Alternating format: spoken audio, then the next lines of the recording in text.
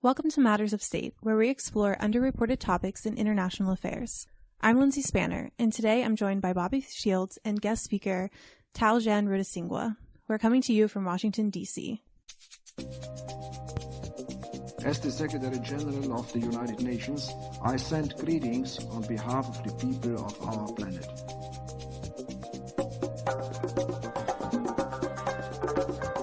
The only thing we have to fear is this without fighting power. It's one small step for man. Tear down this wall. Tear down this wall. It is an idea for which I have prepared to die. We're very excited to have Theo with us today. He is a former ambassador to the United States from Rwanda, and he previously served as Secretary General of the ruling party, the Rwandese Patriotic Front, or RPF, and as Chief of Staff for President Paul Kagame. Dr. Rudasingwa is a graduate of Makerere University Medical School in Uganda and the Fletcher School of Law and Diplomacy in the United States. So thank you again for being here. You know, one of the first questions that comes up when discussing genocide anywhere, I think, is how do countries let this happen? You know, how does conflict get to the point that genocide occurs? And so that's really the question we're going to be exploring more in this episode. And so I wanted to start out by kind of talking about Dr. Gregory H. Stanton's 10 Stages of Genocide, which we've discussed in an earlier episode, as a guide and kind of looking from there at the Rwandan genocide as a case study. Right, and I think one important thing, especially for this episode, is to talk about the roots of genocide. People don't just wake up and commit it. There's a long, deep-seated process usually. And I think Dr. Stanton discusses it well in the first 4 stages of genocide, where first it's this classification of us versus them and establishing that common enemy that people have. The second is symbolism. So that's really, I think, a form of dehumanization, where instead of seeing people as human beings that require to be treated with respect and dignity, you're making them symbols or non-human. The third is discrimination, which is seen pretty typically as a precursor to genocide. In a number of cases, even looking at the Holocaust, there was a bevy of policies within Nazi Germany discriminating against the Jewish people before they began their Holocaust. And the fourth stage is kind of, that all leads up to dehumanization, where it becomes using the symbols, using the discrimination, using the concept of the other to try to make this other group based on some characteristic or a number of characteristics into non-humans. And so I think that really helps those perpetrating genocide, helps those set the stage for their eventual violence. Yeah, and I think it's important to point out that these 4 stages are not linear. They can be happening simultaneously. But I think, you know, a lot of people, as you said, Bobby, see dehumanization as kind of that final step before the actual violence occurs or physical violence occurs. And it's under a dehumanization here that we see propaganda, you know, kind of perpetuating the idea that one group is less than another group. And, you know, a lot of times that comes through hate speech in radio, television, newspapers, things like that. And I do think it's interesting to note that Dr. Stanton actually cites Rwanda throughout these stages as an example of a bipolar society and kind of says, you know, this us versus them was really kind of easy for one side to generate that message because there wasn't a lot of blurring of classifications between people in the country. And I'm just wondering if you would agree with that, Theo. Do you think that having this sort of us versus them early on in Rwanda's history, you know, dating back to colonial times with the classification of Hutu versus Tutsi, do you think that that was kind of integral in this process? The classification, of course, is very important because it gives us some kind of guideline on how to approach, if not causation, but at least some kind of correlation between what is taking place before the genocide occurs and the actual execution of the genocide. But it's also very important to note that the structure of society, especially in Rwanda, predates the colonial process. So while it's true that the colonization process kind of created some kind of new identity, not in the sense that it created the Hutus and Tutsis because they have always been there, but these identities became to have a special significance and a special meaning during the colonial times. But certainly, if you want to look at how the Tutsis and the Hutus have looked at each other across a span of centuries, because our society is much older than the United States, you realize that the fact that the kings of Rwanda always held from one ethnic group, and that in the structure of society, the Hutus and the Twas, whom we don't even talk about because that's another group in Rwanda, right, they were at the bottom of the socio-economic pyramid. So the colonial process was an added dimension to an already stratified society where people could say we are Tutsis and others would say we are Hutu. And there was this consciousness amongst the Hutus and Tutsis that yes, the Tutsis probably are up there and we Hutus are down there. And that was to create the conditions of what happened during the Hutu Revolution 1959. And so both the structure of society and the colonial process created these as rigid and politicized identities. And that was to serve really as the ammunition, as part of the ammunition of what happened in 1994. So was there much discrimination leading up to 1994 between these two groups, the Tutsis and Hutus? What were the conditions like? Was it overly hostile in the years leading up between these two groups, or was there maybe a point of no return at a certain point where the animosity was increased to a certain level? Remember, in 1959, this is a landmark event. We always have to come back to it because that's when the Hutus, for the first time, as a majority, remember they're the majority ethnic group, came into history as people among whom leaders could come from. So, for the first time in centuries, the Hutu communities produced a Hutu president and a Hutu government.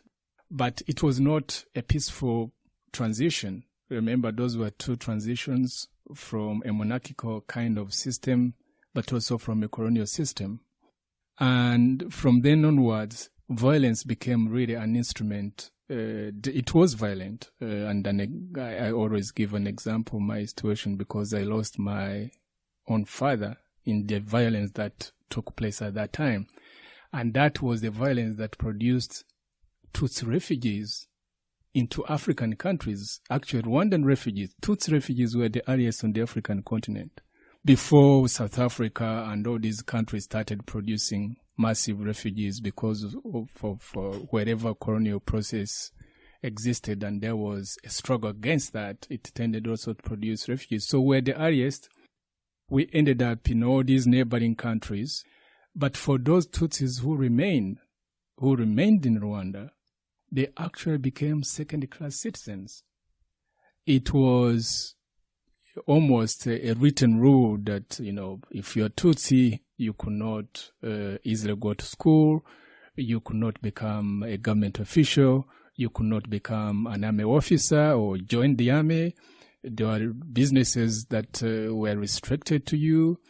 And, of course, by the time towards 1994, and especially during once the war started, the civil war started, the Hutu sentiments became more radicalized out of despair, and that's when, of course, the radio RTM and the newspapers started churning out all these outright very racist and very genocidal and rabid ideologies. But it had become a written rule that to be Tutsi in Rwanda from 1959 up to 1994, you had to accept that you were a second-class citizen. So it sounds like that stage 3 discrimination was definitely present between 1959 and 1994. Absolutely. Right. Yeah. Do you think that propaganda was a common tool throughout those years, or did you said when the message became more radicalized and they started using radio and newspaper and other media. Do you think that that was kind of present throughout, or was that more of a recent phenomenon leading up to 1994?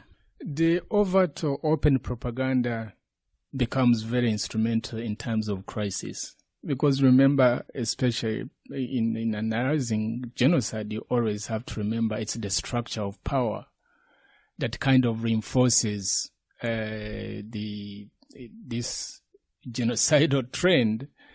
And it is precisely when the groups, the cliques in power, or the groups in power, when they're challenged, that they have to drop the mask and show their true colors.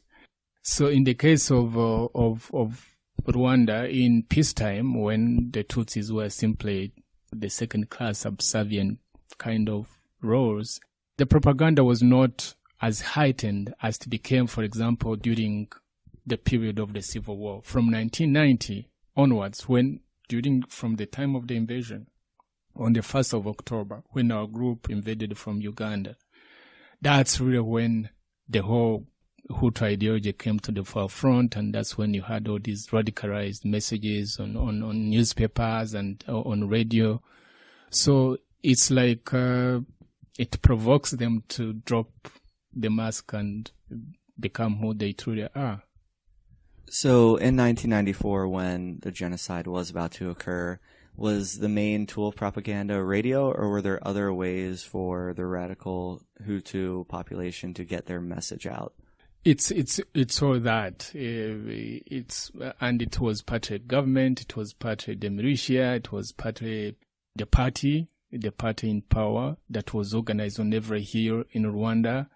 It was all these newspapers that mushroomed during that period of time. It was radio. It was word of mouth.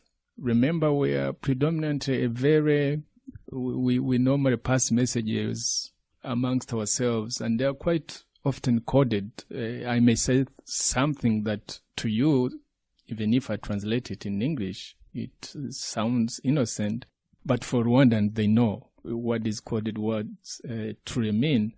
And so it was really propaganda was already institutionalized, but during that period of time, really, it became very, very heightened, and it assumed many, many channels, and they were able, probably more than any studied group in history, probably other than probably the Nazis. But it was very, very effective in getting the message out from here to here, and making sure that whatever message carried instructions to kill, that's precisely what was done.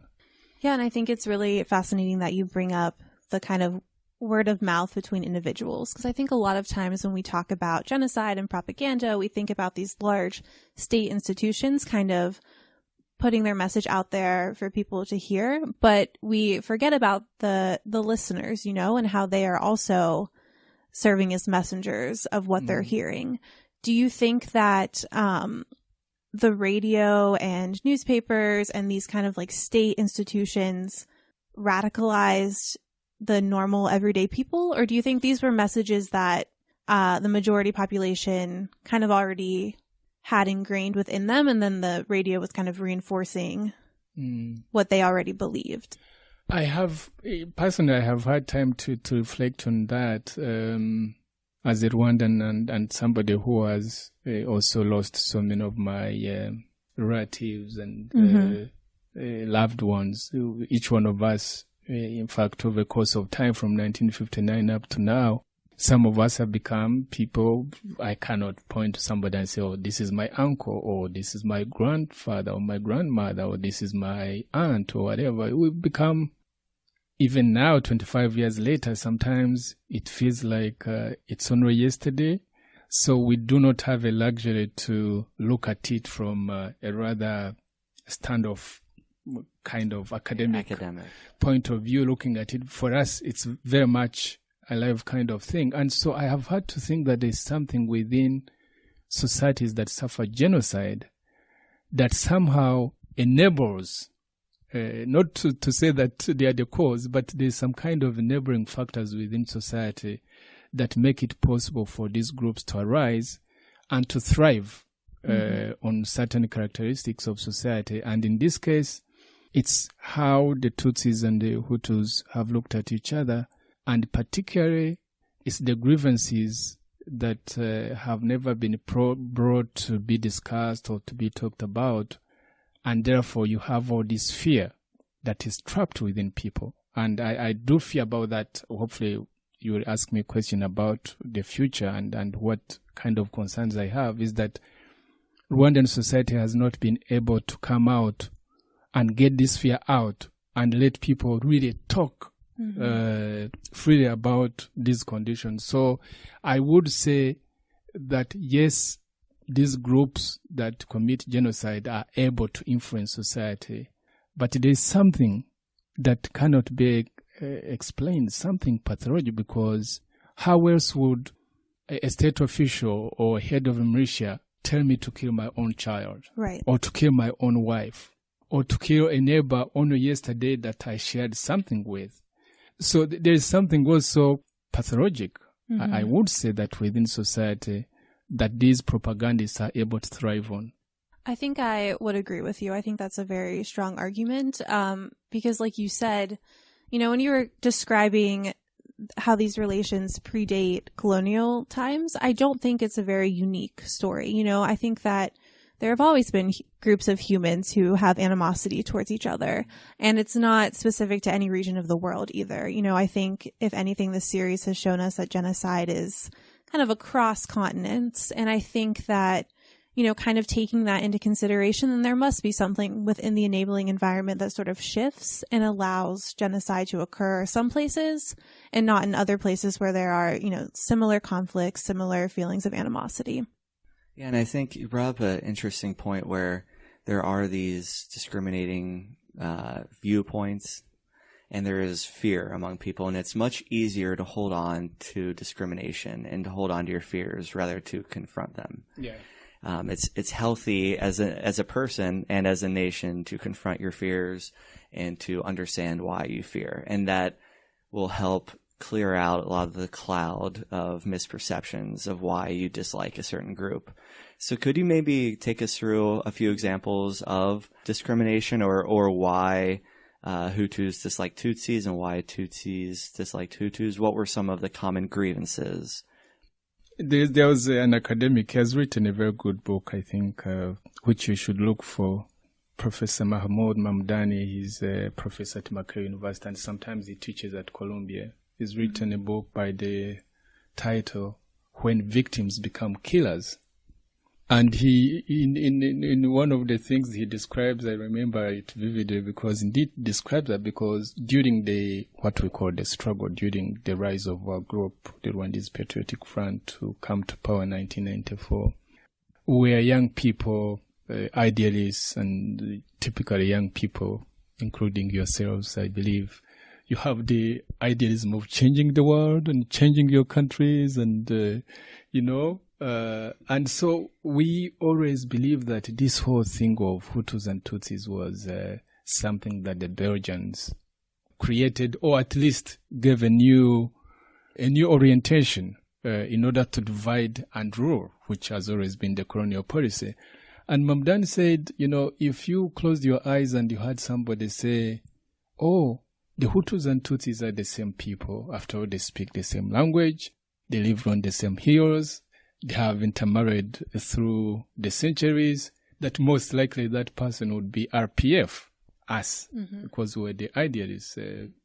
And that if somebody tells you, oh, the Hutus and Tutsis are radically different people, with almost different races, he said that person was most likely to be part of the government, of the Hutu government, because the Hutu ideology was founded, at least was enunciated as Hutus and Tutsis being very separate people, nothing in common. And in a way, the Belgian authorities, colonial authorities, accentuated that. But if you set all those things aside, the reality of the matter, especially after 94, I see it a lot, but it was there before. Genocide actually has reinforced these identities, because people were killed because they were Tutsis. So you cannot turn around as the official because after 94, there emerged another propaganda. I used to be part of it. It's only when I left the government I felt free to speak about it. But in Rwanda, nobody would talk like I'm talking right now. Nobody talks like that. If you go to Rwanda, you get a very standard kind of narrative, which I was part of and which I helped actually to propagate. And which is like, Hutus and Tutsis were the same people. We banned putting these things, identities on our identity cards. Our speeches simply talk about the fact that there are no Hutus and Tutsis. But the fact is, over centuries of the Hutus occupying this kind of position which Tutsis occupied after 59, because after 59 we were like the second-class citizens. But for the Hutus, that had always been the norm, and so they have. We don't easily talk about it, but you can see there is that silent, suppressed resentment that people, that the Hutus might actually have. Still today. It's even much more, because remember, and this is not talked about in Rwanda today, the Hutus actually have come to occupy the second-class citizen status that we, the Tutsis, used to occupy between 59 and 1994. And in Rwanda, we don't talk about it. And nobody, if you landed on anybody from the president to anybody and ask them this question, they would say, no, we've achieved the reconciliation. But that's not true. Mm-hmm. Because the Hutus have, there's this silent blanket of guilt that has been imposed on the Hutus, because it's mainly within the Hutus that the genocide was committed against the Tutsis. So there's that blanket guilt. And so there's that resentment. And plus, there are all these stereotypes and prejudice that run within society. They'll say, the Tutsis are like this, the Tutsis are like this. And that's what was really highlighted during the genocide. And so there are all these fears of an economic nature, that the Tutsis are successful, the Hutus are the majority who are tilling the land, which has always been their lot over the centuries. So some of it is simply prejudice and perception. It lingers on for quite some time to becomes like the truth.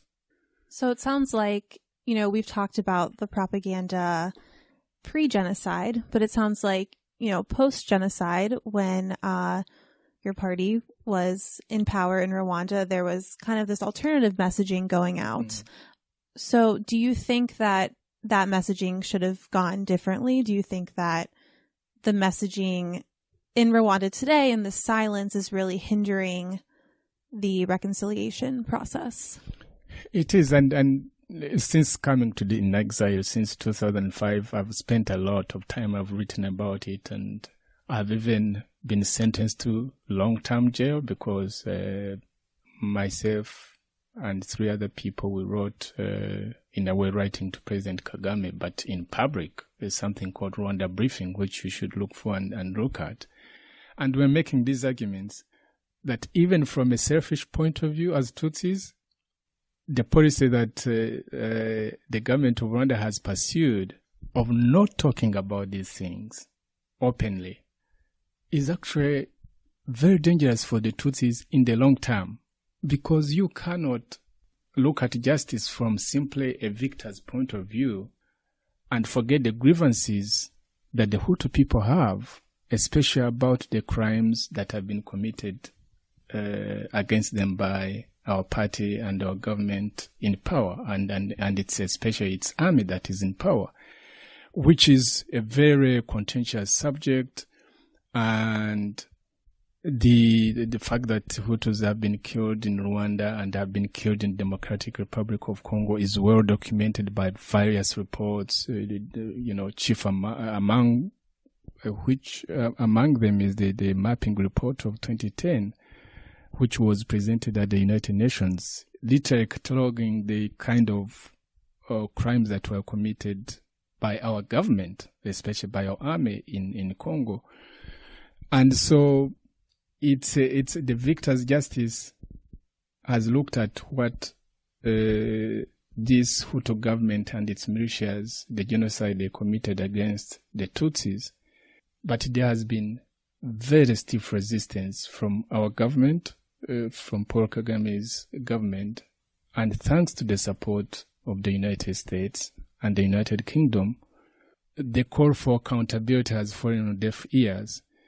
And I do fear that unless we can be bold enough, it's risky, it's very risky in a post-genocide era to tell the whole truth, but it's a risk that you have to balance with the requirements for the future, because if you don't engage like in the kind of truth and reconciliation the South Africans were able to engage in, imperfect, even the South African example is not a perfect example, but at least there was an attempt to go and talk about a very uncomfortable truth or uncomfortable truths. So in Rwanda, we have not gone that far as yet, and that bothers me a lot because at some point it will catch up with us, because there's a lot of anger and a lot of fear trapped amongst the people.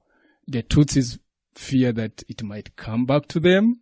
The Hutus are very angry, and this is how 1959 was produced. It was because of this latent anger amongst the Hutus that we had a violent transition.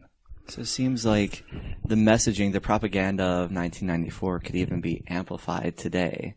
Yes. Because there's a major, the Hutus are blamed for the genocide. Therefore, their grievances are increased. Yeah. However, I guess structurally right now, they don't have those propaganda tools anymore. They don't. And I know some of the propaganda tools are amongst the elite of the Hutus who've gone into exile and live elsewhere in Africa. And I do watch. Sometimes my messages attract a lot of hostility from all sorts of groups, the Tutsis and the Hutus, because I've been trying to say that unless we confront our own past, it will catch up with us. It might take another generation, it may even take 100 years, but it cannot be forever that people don't come to terms with their own past. Yeah. Right. And so your perspective is fascinating, because Lindsay and I have also discussed the Rwanda example in our reconciliation episode. Mm. And in that episode, we list Rwanda as a positive experience, actually, because there were a lot of court proceedings, local courts. There are museums where it seems as though people are facing the facts of what happened. However, on the flip side, as you said, there seems to be suppression of free speech, which has led to more animosity than expected, than maybe having a more open society where people can speak freely. But at the same time, it's hard to judge a government to try to restrict speech given their past, right? It is true. There are two aspects. One is that reconciliation requires two or members of society, and unless you look at the trauma of the other, it's very difficult to talk about reconciliation and forgiveness. Rwanda's reconciliation process has been enforced from a standpoint of saying the Hutus committed the crimes and the Tutsis are the victims. And yet it requires thinking in a different way of a vicious cycle where victims today easily become perpetrators of tomorrow. Because remember, we're the victims of 1959, and then we became the victims of 1994, and the Hutus in their own way have become victims because of this government. And so it's very easy amongst Tutsis to say, unless we really monopolize power, and especially the coercive instruments of the state, the military, which now is 100% Tutsi, or the intelligence 100% Tutsi, or the police 100% Tutsi in terms of its leadership and all that. And I used to be part of that inside conversation of saying, unless we really, really control all these levels of control of society, then the Hutus will come back and kill us. But you've got to have a long-term perspective, also to say dictatorship or denying people fundamental rights or even going the extra mile to punish and do the kind of things that some of the things that the government of Rwanda has been doing, that is counterproductive. So if you are a foreigner, like I've had foreigners who love Rwanda say how beautiful it is, how clean it is, how efficient it is, how it's a model of development, all that, I say yes.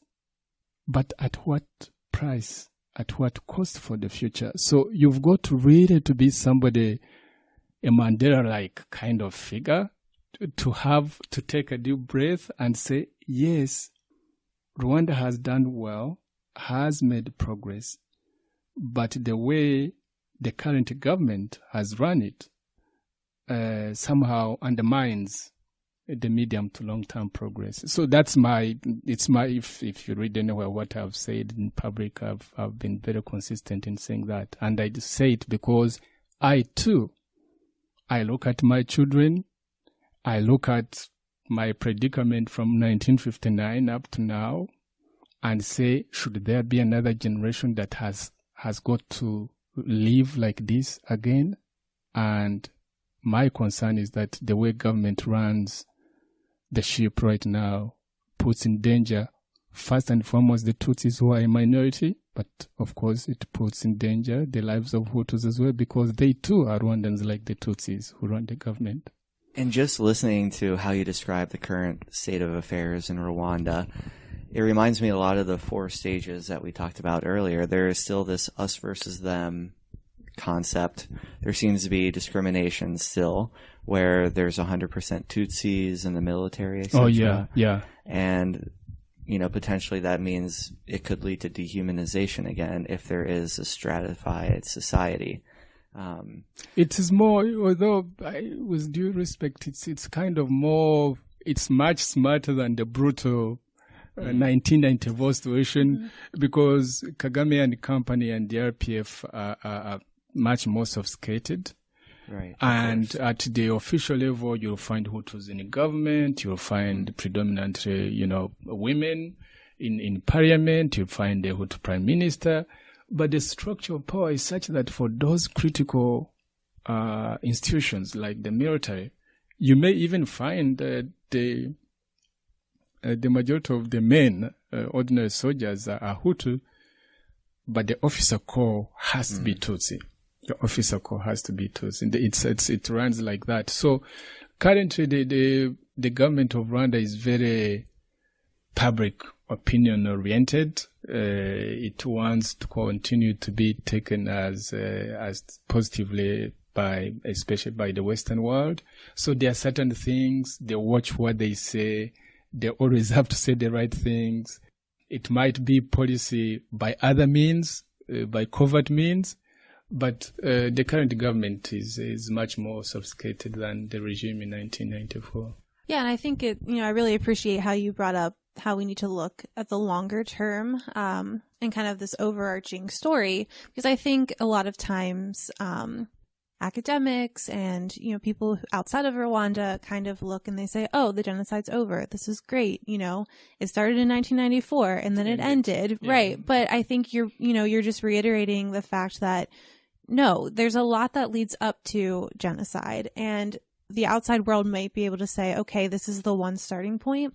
But then, we forget about a lot of things happened between 1959 and 1994. And, there's, even if the violence is said to stop at a certain date, there's a lot that happens after that. And you mentioned refugees, you mentioned what was happening in DRC after the outside world kind of says that the genocide officially ended. And so I think it's really important to talk about the context and how these outside bodies can say that the genocide started here and ended here, but that shouldn't be the end of the story. And it shouldn't be the end of international concern about the country of Rwanda and the conflict there. Yes. And going back to the theme of propaganda, do you have any suggestions, policy, positions on how moving forward there can be a more I don't want to say positive, but a more constructive messaging to help truly heal the wounds from 1994 and before, and to truly try to not make it us versus them, but have a more healing-oriented narrative? Yeah, I really I wish I had a prescription, but I have some thoughts, and currently I'm engaged in an 8-part series in Kinyarwanda, my native language. Every Saturday I try to, and it has quite an audience.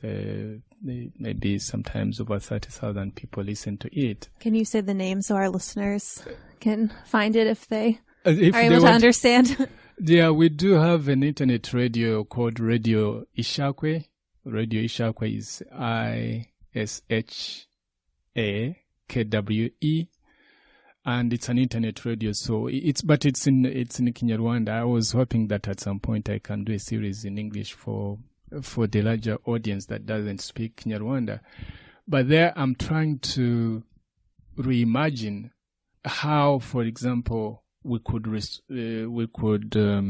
I don't know whether to call it restructure our society, or think about the kind of things we should be doing in order to repair the damage that we've inflicted on each other. And one of the issues, of course, is how do we heal? How can we heal as a nation? In fact, that's the title of the book I've written, Healing a Nation. And so it really begins with the structure of power in Rwanda. Because until now, really, Rwanda's governance has been in the hands of small groups of people. First, small groups of people as kings, because kings are derived from one particular clan, or 2 clans maximum.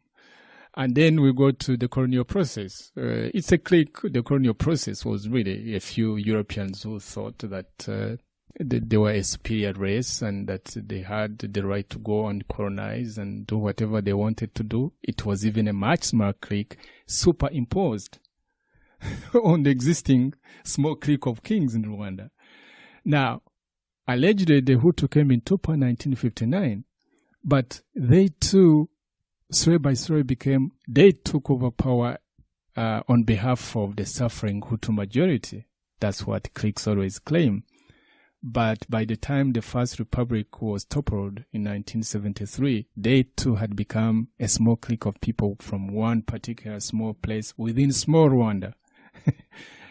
And were removed from power, and then the small group of military people who hail from one particular small place in northern Rwanda, they're the ones who ran Rwanda until they were toppled and their president killed in 1994, and then genocide occurred.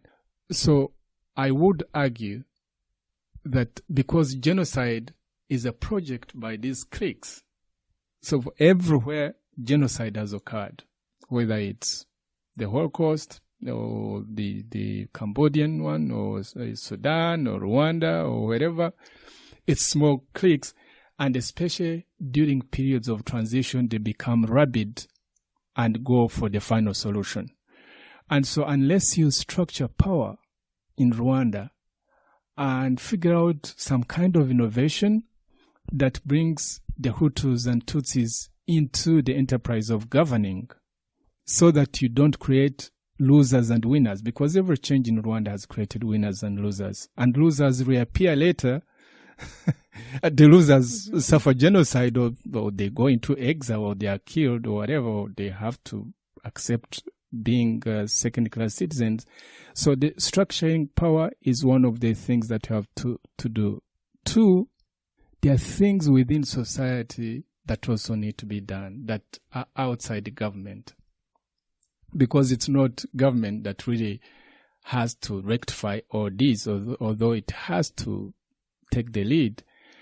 There are things, institutions that you can create that can at least popularize the idea of telling the truth amongst us, although that government has to be part of it. So truth and reconciliation kind of conversations, because it's a very difficult conversation. So that's another thing that has to take place.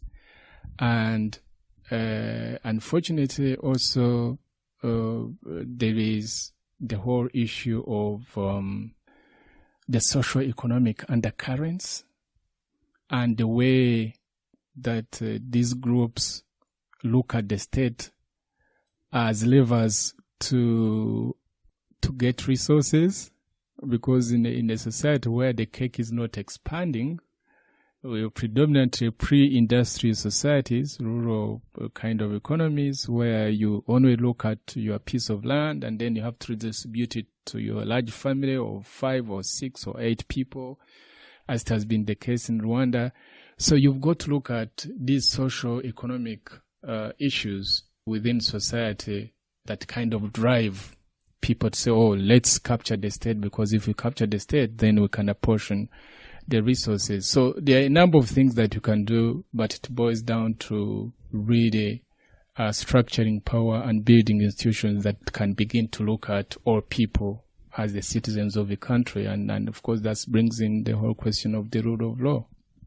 Right. So I guess, if we're talking about going back to the question we asked at the beginning, how do countries let this happen? We've kind of talked about this us versus them narrative and how that justifies genocide. But what you're saying in short is to kind of get rid of that us versus them narrative. And that is key to reconciliation, yes, and healing wounds, but also kind of helping to ensure that genocide does not happen again.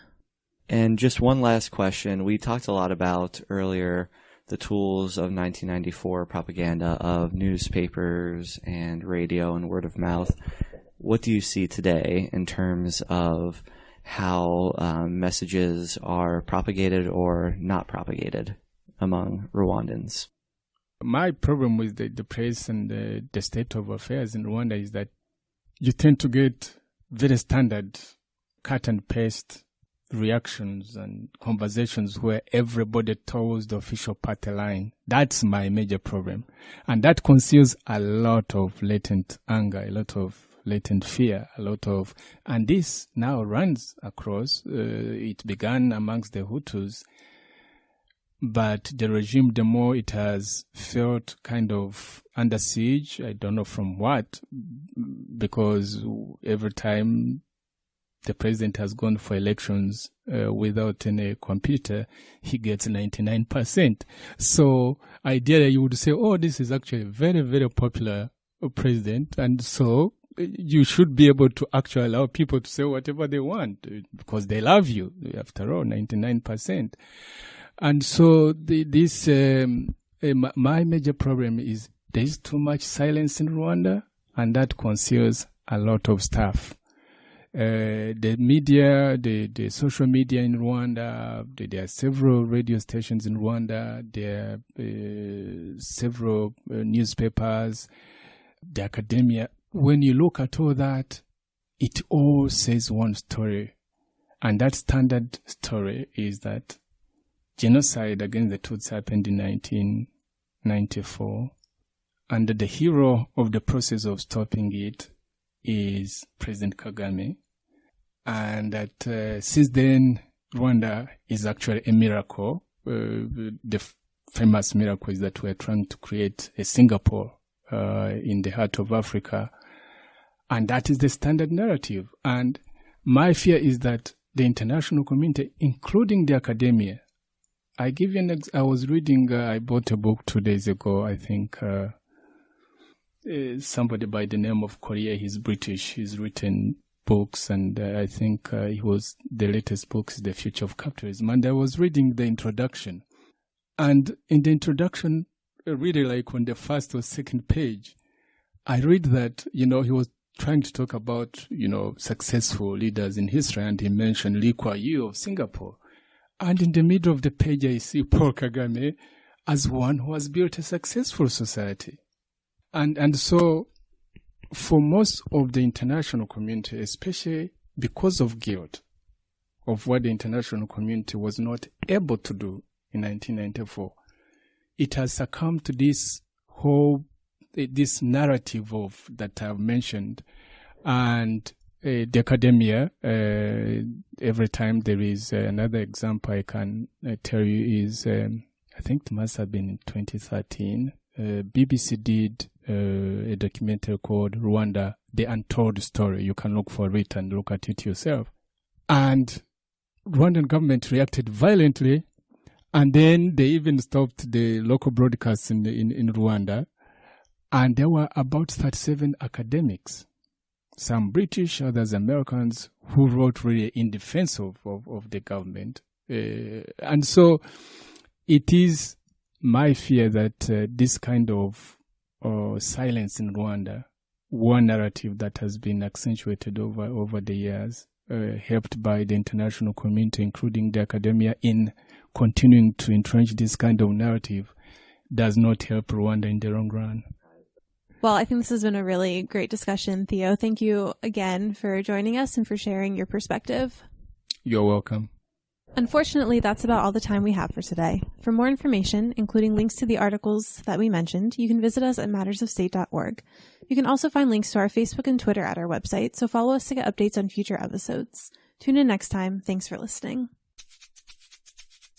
The aggregate of our joy and suffering, thousands of confident religions, ideologies, and economic doctrines, every hero and coward, every creator and destroyer of civilization, every teacher of morals, every corrupt politician, every superstar, every supreme leader, every saint and sinner in the history of our species lived there, on a mote of dust, suspended in a sunbeam. Think of the rivers of blood spilled by all those generals and emperors, so that in glory and triumph they could become the momentary masters of a fraction of a dot.